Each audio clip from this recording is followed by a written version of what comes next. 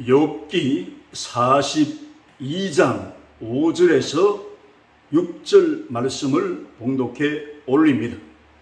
내가 주께 대하여 귀로 듣기만 하였사오나 이제는 눈으로 주를 배움나이다. 그러므로 내가 스스로 거두어 드리고 티끌과 제 가운데에서 회개하나이다. 아멘. 욥에게 닥친 재난의 원인이라는 제목으로 욥기 전체의 내용 속에 포인트가 되는 세 가지 메시지를 함께 생각해 보고자 합니다. 어떤 일이든지 원인을 분석해 보면 그 결과를 찾아낼 수가 있습니다. 욥기에서도 욥이 당한 고난에 대해서 왜 이런 일이 발생했는가, 여기에 대해서 성령은 정답을 제시해주고 욥기에 대해서 1장에서 42장까지 전개된 내용이 기록되어 있습니다. 첫 번째 말씀드릴 것은 욥이 어떻게 재난을 당하게 되었는가 살펴보도록 하겠습니다. 우스 땅에 욥이라고 하는 사람이 살고 있었는데 하나님께서 이 욥을 칭찬하실 때 이렇게 온전하고 정직하며 악에서 떠나고 하나님을 경외하는 존재가 없었기 때문에 동방에서 가장 큰 자, 훌륭한 자라고 하나님이 인정을 해 주셨습니다. 또 그에게 은혜와 복을 많이 주셨으므로 소유가 많았습니다.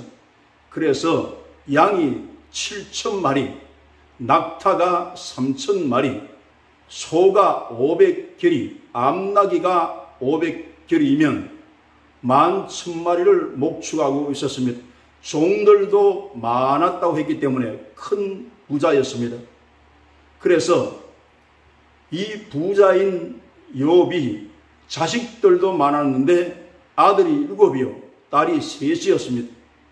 이들이 생일이 되면 자기 집으로 초대를 해서 10명의 자녀들이 잔치를 베풀고 혹이나 이들이 범죄했을까 해서 그 수요대로 번제를 드리는데, 번제는 예수님의 희생으로 말미암아 그 피를 쏟고 예수님 십자가 대속을 의미하는 것인데, 이렇게 해서 그들이 성결케 되고 죄 지은 것에 대해서 깨끗하고 정결한 사람이 될 수 있도록 이렇게 철저하게 신앙생활하는 모습을 성경이 기록하고 있습니다. 그런데 어느 날 하나님의 아들들과 사탄이 요 앞에 서 있었는데 요 하나님께서 이렇게 말씀하셨습니다. 너 어디에 다녀왔느냐? 온 땅을 두루 다니며 그렇게 왕래하다가 왔습니다. 그래, 그러면 네가 욥을 유의해서 보았느냐? 이렇게 정직하고 온전하며 하나님을 경외해서 악에서 떠난 자가 없느니라. 사탄이 이 말을 듣고 욥이 이유 없이 하나님을 경외하겠습니까? 그의 소유물을 넘치도록 복을 주신 결과이고 그 소유가 참되게 되기 때문에 그래서 하나님을 사랑하고 경외하는 것이지, 그 소유를 치면 하나님을 반드시 욕할 것입니다. 그래, 그러면 그 몸은 다치지 말고 처벌하고 그렇게 했어요. 여기에 원인이 있습니다. 이 사실을 우리가 명확하게 이해를 하고 넘어갈 필요가 있어요. 욥에게 닥친 이 고난은 성경이 밝혀 기록된 말씀으로 이렇게 말씀하고 있지 않습니까? 사탄이 하나님의 허락을 받아가지고 욥의 가정을 친 것이기 때문에 이게 정답입니다. 그래서 이 정답을 몰랐던 욥의 세 친구와 욥과 그 아내가 어림 모르고 엉뚱한 말을 하게 되어지는데, 이것이 이 전편에 펼친 내용 가운데 상당한 부류를 차지하고 있어요. 그래서 이렇게 말을 하자 내려가서 그 소유를 치기를 시작했는데 갑자기 스바 사람이 나타나서 소가 밭을 갈고 나귀가 풀을 뜯고 있는데 이 스바 사람이 나타나서 종들을 다 죽여버리고 그 소유를 약탈해 갔었습니다. 그리고 조금 있다가 하늘에서 불이 내려와서 그 양과 종들을 불태워버렸다고 또 한 사람이 사환에 와서 이렇게 욥에게 고백을 합니다. 그러니 정신이 없었어요. 그 말이 또 끝나기도 전에 갈대아 사람이 와서 낙타를 빼앗아가고 그 종들을 죽여버렸습니다. 이런 보고를 합니다. 또 이 말이 또 끝나기도 전에 마다들이 집에서 그 아들이 모여서 음식을 먹고 포도주를 마시는데 대풍이 불어와서 내 모퉁이를 치매 그 집이 무너져 깔려서 아들 다 죽어버렸습니다.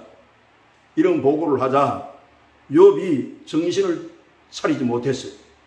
그래서 머리를 깎고 눈물을 흘리며 정말 하나님 앞에 한탄하는 이런 상황을 맞이했기 때문에 그러나 욥이 마음을 추스려서 하나님 앞에 예배합니다. 그의 고백이 이런 고백이에요. 사람이 적신으로 왔다가 적신으로 가는 것이 인생일진데 주신 분도 하나님이요 거두하신 분도 하나님이시니 여호와는 찬양을 받으시옵소서 하면서 찬양으로 이 상황을 극복하게 되어집니다. 그러니 사탄이 생각을 할 때 하나님께서 말씀하신 대로 요동을 하지 않는 믿음을 발견하게 되어져요. 다시 이 사탄이가 하나님의 아들들과 함께 요 앞에 서는데 하나님이 그랬습니다. 너 나에게 와서 욥을 흔들기 위해서 제안을 했었는데 과연 욥이 그렇게 흔들리더냐? 안 흔들리는 것을 보았습니다. 그런데 우리가 볼 때 그 살과 뼈를 치면 하나님 앞에 또 욕하고 그런 겸비하는 신앙을 보지 않을 것입니다. 그래, 그러면 생명만 두고 쳐보라 그랬어요. 갑자기 돌아가서 그 욥을 쳤는데 발바닥에서부터 정수리까지 악창이 나게 했기 때문에 육체의 그 피부로 인해서 견딜 수가 없어서 기와 조각으로 그 흔내를 긁고 있었습니다. 그 광경을 바라봤던 욥의 아내가 그래도 당신이 하나님 앞에 온전함을 지키려고 합니까? 하나님을 욕하고 죽으세요. 분통 터지는 마음으로 이렇게 말하게 되었습니다. 그럴 때에 소식을 듣고 욥의 인근 나라에서 친구가 부자이기 때문에 글로벌하게 아주 발이 넓어요. 그래서 대만 사람 엘리바스와 수가 사람 빌닷과 나마 사람 소발이 찾아왔는데 욥이 지금 그 모습을 보니까 너무나 어그러지고 비참한 모습을 보고 먼 데서 보고 욥을 알아보기가 힘들었습니다. 그래서 다 함께 소리치며 눈물을 흘리면서 티끌을 하늘로 날리면서 그렇게 욥의 안타까움을 같이 이렇게 지켜보게 되는데 욥과 함께 땅에 무릎을 꿇고 앉아서 7일을 아무 말도 하지 않고 시간을 지나게 되어집니다. 여기 말이 통할 상황이 아니었기 때문에 그래 주저앉아서 이렇게 묵묵하게 앉아 있었습니다. 이게 참 좋은 친구였는데 근데 여기에서 이제 3장에 들어가 보면 욥이 자기 생일을 한탄하게 되어집니다. 내가 모태에서 폐에 걸려서 나오지 않았으면 이런 상황을 맞이하지 않을 텐데 자기 자신을 지금 생일을 저주하면서도 하나님을 원망하지 않았었는데 4장부터 이제 37장까지의 내용을 보면 네 차례의 논쟁이 벌어집니다. 이게 참 어리석은 인간의 소행이지요. 말하자면 엘리바스라고 하는 사람이 그렇게 입을 열었습니다. 네가 부자였고 동방에서 의인이라고 하지만 그래도 원인 없는 결과가 있을 수 있겠느냐? 네가 그래도 뭔가 죄를 지었기 때문에 이런 일이 일어나지 않겠느냐? 이렇게 말할 때 욥의 대답이 길어요. 성경을 보면. 그리고 또 친구 한 사람, 한 사람이 하는 이야기가 뭔가 하면 수아 사람 빌닷이 그랬습니다. 아무리 봐도 내가 볼 때는 네 자식이 뭔가 너 모르게 죄를 지어서 이런 상황이 있고 자식을 잃은 것이지 원인 없는 결과가 있겠느냐, 이렇게 이야기를 하게 됩니다. 소발도 마찬가지로 아마 네가 세월이 흐르면서 잊어서 그렇지 네가 지금 기억하지 않도록 그렇게 잊어버리는 은혜를 주었기 때문에 네가 그 죄를 먹는 것이지 쏙쏙 들여다보면 네가 죄가 있을 것이다. 그런데 욥은 여기에 대답을 나는 그렇게 하나님 앞에 잘못한 일을 행한 적이 없다. 그래서 자기 의로움을 주장하다 보니까 나는 하나님보다 의롭다. 여기까지 도달했습니다. 그때 엘리후라고 하는 그 욥의 나이 어린 친구가 있었는데 그 대화 속에 끌어들이면서 어떻게 사람이 하나님보다 더 의로울 수 있겠느냐. 그러지 말고 자세를 겸비하게 낮추어서 고난도 사람을 정결하게 하고 연단시켜서 사람을 순수하게 만들 수 있기 때문에 하나님 앞에 겸비한 태도를 취해서 회개하는 방향으로 갔으면 좋겠다는 그런 의사를 말했을 때 그때 이제 욥의 친구들은 보면 31장까지 보면 욥이 의롭다고 하니까 더 이상 말을 안 해요. 엘리후가 최종적으로 나타나서 이렇게 말하게 되어지는데 욥기 38장을 보면 욥을 하나님께서 부르실 때 여호와께서 폭풍 가운데 나타나서 그랬습니다. 무지한 말로 이치를 얻게 한 자가 누구냐? 이 말씀은 어떤 뜻인가 하면 천상에서 일어나서 지금 사탄과 하나님과의 대화 속에서 일어난 이 일을 사람이 죄가 있다 없다 욥을 앞에 두고 자기 나름대로 이치에 어긋난 말을 하게 되어집니다. 그래 하나님께서 폭풍가운데 나타나셔서 그래서 너 땅에 기초를 놓을 때 어디 있었느냐? 그 청량줄로 이 나라와 세계를 지을 때 너 그 어디 있었냐 물었습니다. 욥이 대답할 수가 없죠. 대답해보라 그랬어요. 욥이 탄생을 안 했는데 어떻게 천지 창조를 본 적이 없잖아요. 그만큼 천상세계, 물질세계도 이해를 못하는데 영적 세계를 네가 이해를 하겠느냐? 하나님 말씀하십니다. 그때의 새벽 별들과 하나님의 아들들이 기쁘게 소리하였느냐라. 이렇게 하나님 말씀하셨어요. 그래 이 말씀은 인간이 지식이 있고 뭔가 배워서 안다고 하지만 빙상의 일각이고 하나님 열어주는 것만 알 수 있을 뿐이지 전지전능하신 하나님 앞에서는 모르는 세계가 너무 많다는 겁니다. 그뿐 아니라 영적 세계에 있는 일을 전혀 지금 이해하지 못하고 있기 때문에 이 욥기서를 통해서 주시는 포인트의 메시지가 하늘의 천상의 일을 땅의 사람이 땅의 생각으로 분별하고 판단하고 말하려고 하니 전부 하나님의 이치를 어리치고 있었다 그 말입니다. 그래 욥기 42장이 주제가 되는 말씀인데 욥이 이렇게 고백을 하게 되죠. 내가 알지 못하는 걸 말하였고 알지 못하는 것을 지금 생각했기 때문에 이걸 돌이켜 회개한다 그래요. 티끌과 재 가운데서 회개하는데 하나님은 능치 못하심이 없으시며 계획한 걸 다 이루십니다. 이 고백 속에 하나님의 역사가 있습니다. 이게 무슨 말인가 하면 욥기서는 하나님의 주권에 대한 인정을 또렷하게 기록을 했어요. 이렇게 욥의 가정에 사탄을 허락한 것도 하나님의 주권이고 10아들이 몰살된 것도 하나님 주권 안에서 일어난 일이라고 성경은 이것을 밝히고 있습니다. 예수님이 이 땅에 오셔서 우리 인간들에게 하신 말씀이 계셔요. 그 말씀이 참새 한 마리라도 하나님의 허락 없이는 떨어지는 것이 없다는 그 말씀이 주권 역사를 말합니다.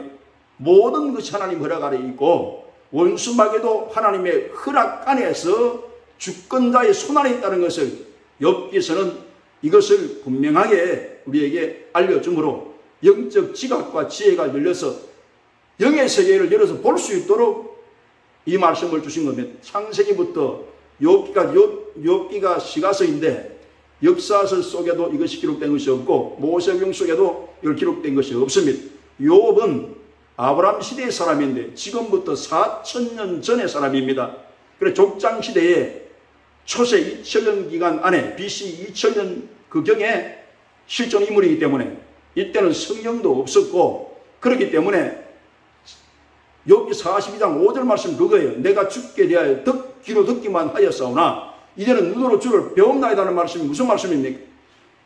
창세기 나타난 아담부터 아브라함까지 그 이야기가 사람의 구절을 통해서만 하나님 이런 분이다 알고 있었기 때문에 그 내용만 알지 성경 전체에 계시된 내용을 욥은 모르고 있었습니다. 그래서 회개함으로 돌이켰어요. 원인 분석이 안 됐지만 이제는 스스로 하나님을 눈으로 본다 그랬습니다. 본다는 것은 하나님을 만나서 하나님 역사를 눈으로 본다고 말하고 티끌 가지고는 회개한다 그러는데 여기는 복음의 회개라고 하는 그 반전의 역사를 비유적으로 상징적으로 예표적으로 보여주고 있습니다. 예수님 오셔서 무슨 말씀하셨어요? 회개하라 천국이 가까웠느니라. 회개는 메타노이아라는 말인데 내 생각으로 살던 것을 하나님의 생각으로 생각과 마음의 변화, 삶의 개혁 뭐 이런 뜻인데 예수님 십자가 보혈 밑에 나와서 회개를 하고 그리고 돌이켜서 하나님의 뜻대로 행동하는 것을 말합니다. 그럼 이것이 인간의 힘으로 되어지느냐? 이건 인간의 힘으로 되어지는 영역이 아닙니다. 성령이 오셔서 회개를 도와주시고 그 지하로 달려갔던 그 삶의 생각을 성령이 돌이켜서 이끌어주지 아니하면 회개에 합당한 열매를 맺을 수 없기 때문에 성령의 터치가 있어야 되고 성령의 역사가 반드시 있어야 됩니다. 그래서 이 본서에 주시는 이 말씀은 하나님과 인간 사이에 갭이 너무 크기 때문에 천상의 일을 우리 인간이 알 수가 없어요. 그래서 욥기를 통해서 하늘나라에 벌어지는 일들을 여기에서 수록하고 있습니다. 그럼 사탄이 어디서 나왔습니까? 성경은 이렇게 밝혀주고 있어요. 그 이름이 계명성이요. 또 루시퍼 천사는 아름다운 천사였는데 하나님이 회합에 동참해서 하나님과 비기려고 할 때 하나님께서 저주를 해서 그를 공중거체 잡게 했는데 이 타락한 천사가 삼분의를 타락시켜서 인간 세계에 와서 죽이고 멸망시키고 이간질하고 화목을 깨뜨려버리고 하나님 축복 못 받게 하고 하나님의 사랑을 의심하게 하고 그래서 이 사탄의 존재를 밝히 우리는 신앙생활하는 사람 알아야 됩니다. 시험하는 자요, 참소자요, 회방자요, 죽이고 멸망시키는 악한 영이라고 가르치고 있기 때문에 그래서 우리가 원인 분석을 할 때 욥과 사탄 사이에서 허락을 받아 욥을 친 것을 욥의 세 친구는 뚱딴지같이 엉뚱한 말을 하고 있었기 때문에 하나님께 나타나서 결말을 맺습니다. 이 지혜를 우리에게 가르쳐 주는 것입니다. 그 두 번째는 이 복음적인 의미가 있어요. 성경의 모든 주제는 예수님이신데 욥의 고백 속에 그 구속자를 기다린다는 표현이 있습니다. 예수님이 오셔야 해결되기 때문에 그래서 히브리서 그 말씀에 보면은 예수님은 대제사장이신데 우리의 인생을 긍휼히 여기시고 고난당하는 자를 동정하신 하나님이라고 그렇게 성경은 말씀하고 있습니다. 히브리서에 보면 그 하나님께서 나타나셔야 됩니다. 그리고 예수님 옷은 뭘 하셨느냐? 이렇게 욥의 가정을 뒤흔드는 원인자를 하나님께서 제거하시기 위해서 오셨는데 그 말씀을 그렇게 하셨어요. 예수님께서 오신 것은 마귀의 일을 멸하려 하기 위해서 오셨다고 예수님이 그렇게 말씀을 하신 겁니다. 사탄의 존재가 이렇게 불을 하늘에 끌어내려서 사람을 치고 대풍을 이렇게 하는 이 역사가 하나님 허락 가운데 가능하다는 걸 말씀드렸기 때문에 그래 예수님이 십자가에 올라가셔서 대못이 밖에 피를 쏟은 것은 원수의 그 마귀의 머리를 박살냈다 그 말입니다. 사탄의 역사를 정지시키고 그 활동을 잘할 수 없도록 뱀의 머리를 부숴버린 것은 이미 무장해시켰다 그 말입니다. 이 십자가의 복음을 바로 깨달아야 됩니다. 그래서 이 사탄은 이제는 이빨이 빠지고 발톱이 빠진 사자와 같고 뱀의 머리가 동강난 것처럼 꿈틀거리고 있을 뿐이지 겁내지 말라는 겁니다. 예수 이름으로 명하노니 사탄은 떠나가라. 물러 달치어다. 사탄의 역사는 정지될지어다.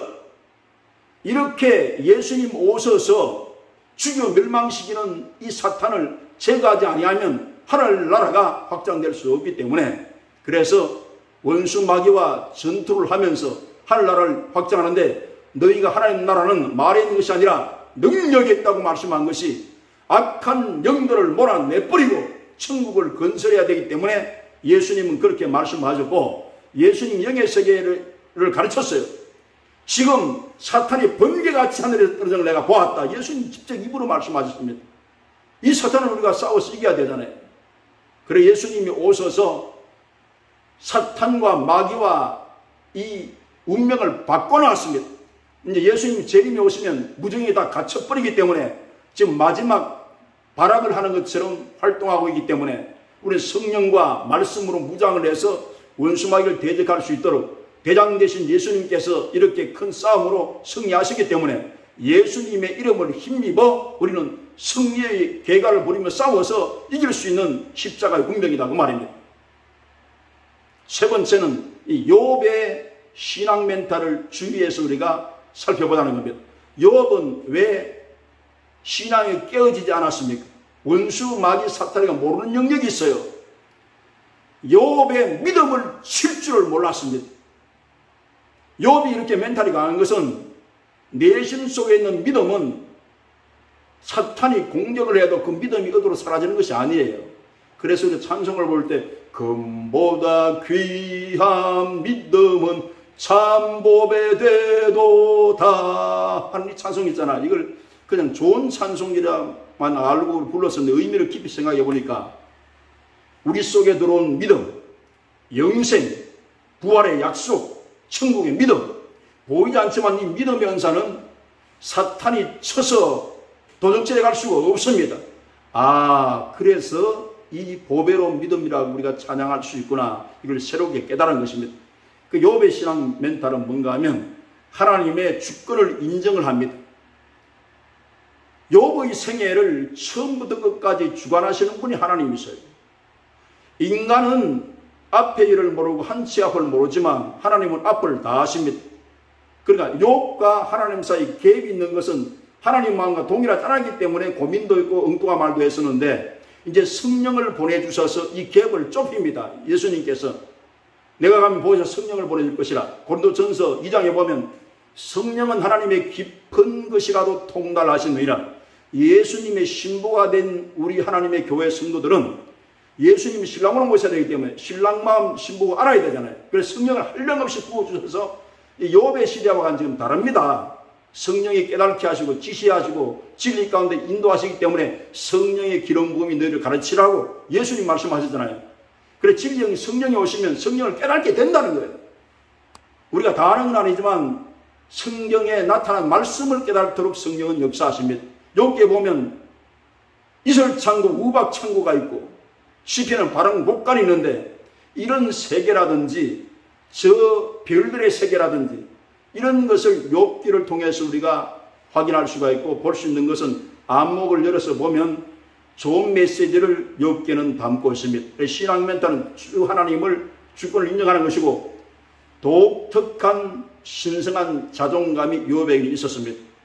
욥은 인류의 역사상 실제로 한 분밖에 없는 분인데 욥의 이름이 이렇습니다. 욥의 이름이 고난당하는 자, 박해받는 자.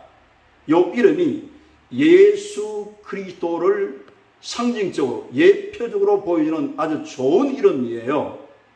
그리고 또 여기에 욥의 이름이 두 가지 뜻이 있는데, 하나는 다시 돌이키다, 회개하는 자, 이와 같은 복음적인 의미를 담고 있습니다. 그러니까 예수님 믿고 회개할 때에 반전의 역사를 나는 기대와 소망을 가질 수 있는 이런 내용의 이름을 담고 있는 것이 욥이기 때문에 욥은 인류 역사에 우리에게 알지 못하는 영의 세계를 많이 깨우쳐주는 그런 인물로서 지금 역사가 지나가서 지금 4천년 전의 인물이지만은 우리 욥기를 보면서 영적인 섬세한 부분을 많이 깨닫게 해주는 훌륭한 영향력을 주고 있습니다.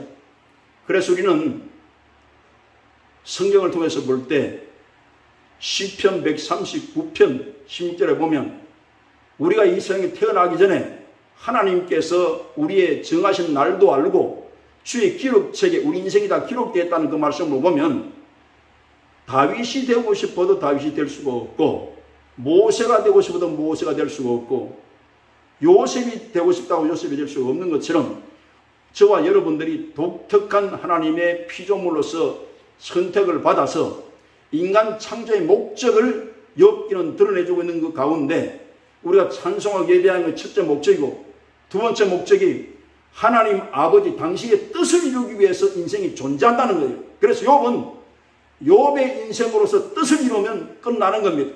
모세는 모세의 인생의 뜻을 이루면 끝나는 거예요. 저와 여러분들의 인생이 다르다 할지라도 비교 가난 비교 우울해서 우리가 사는 그러한 차원의 인생이 아니라 독특하게 하나님께서 나를 통해서 이루고자 하는 목적과 뜻이기 때문에 그 뜻 가운데 살아가는 인생의 성공의식을 이렇게 가져야 신성한 자존감으로 살아갈 수 있는 위대한 인물이 될 줄 믿습니다. 그래서 우리는 이 세 가지 주시는 메시지를 마음속에 깊이 묵상하면서 이 세상에서 우리가 성경 말씀으로 마음의 중심을 잡고 나에게 허락한 이 인생을 욥기를 보면서 한 사람 한 사람 다 귀하신 분들이기 때문에 신성한 자존감이 바로 세워져서 하나님의 특별한 사랑을 받으며 주의 뜻을 이루어가는 복된 여러분들이 다 되시기를 예수님의 이름으로 축원합니다.